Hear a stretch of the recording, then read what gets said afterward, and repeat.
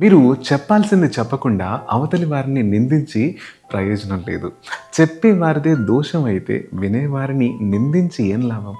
అవతలి వ్యక్తిని బట్టి, వారి స్థితిగతులను బట్టి మీరు చెప్పదలిచింది చెప్పాలి.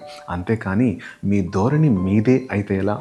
మీరు విషయం చెప్పబోయే వ్యక్తి మీకు బాగా తెలిసిన వృద్ధుడు, అనుభవజ్ఞుడు అనుకోండి. అతని భావంలో ఇప్పుడున్నటువంటి యువత వెర్రి చేష్టలు చేస్తూ ఉంది అంటాడనుకోండి. వెంటనే దానికి మనం ఆ యొక్క సమాధానాన్ని, అభిప్రాయాల్ని ఖండిస్తూ మాట్లాడకూడదు. అది వారికి సుతారం నచ్చదు. మరి ఎలా మాట్లాడాలి? మొదట్లో వారి అభిప్రాయాల్ని సమర్థిస్తున్నట్లుగానే కనిపించాలి. క్రమేణా మీ అభిప్రాయానికి వారిని తీసుకురాగలగాలి. వారి అభిప్రాయం ప్రస్తుత పరిస్థితులకి అనుగుణం కాదని ఒప్పించగలగాలి. అది వ్యక్తుల వాక్పటిమను బట్టి, ఆలోచన విధానం మీద, రీజనింగ్ మీద ఆధారపడి ఉంటుంది. అదే మీరు మీ యజమానితో మాట్లాడితే ఆ విధానం మరలా ఉంటుంది. అంతేకాదు, మీరు మాట్లాడే విధానమే కాదు, సమయం, సందర్భం కూడా అనువుగా ఉండాలి.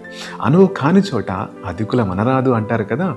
అలాగే మనిషిని బట్టి మన మాట తీరు, మన ఆలోచన విధానం, మన సమయం, మన ముందు చూపు ఎలా ఉంటాయో వాటిని బట్టి మాట్లాడడంలోనూ చాలా జాగ్రత్తగా మాట్లాడటం ఉత్తమమైన విషయం. మాట్లాడే ముందు ఎంతో జాగ్రత్త వహించాలి. ఆషామాషిగా మాట్లాడకూడదు అని తర్వాత నేను అనలేదు అని మాత్రం అనకూడదు. ఎందుకంటే చెప్పిన మాటకి చాలా విలువ ఉంటుంది. అది మంచిదైతే గౌరవిస్తారు, చెడ్డదైతే మనసులో కానీ బ్రెయిన్లో కానీ పెట్టుకొని మనల్ని అనుక్షణం నిందిస్తూ ఉంటారు. అందుకే మాట చాలా గొప్పది.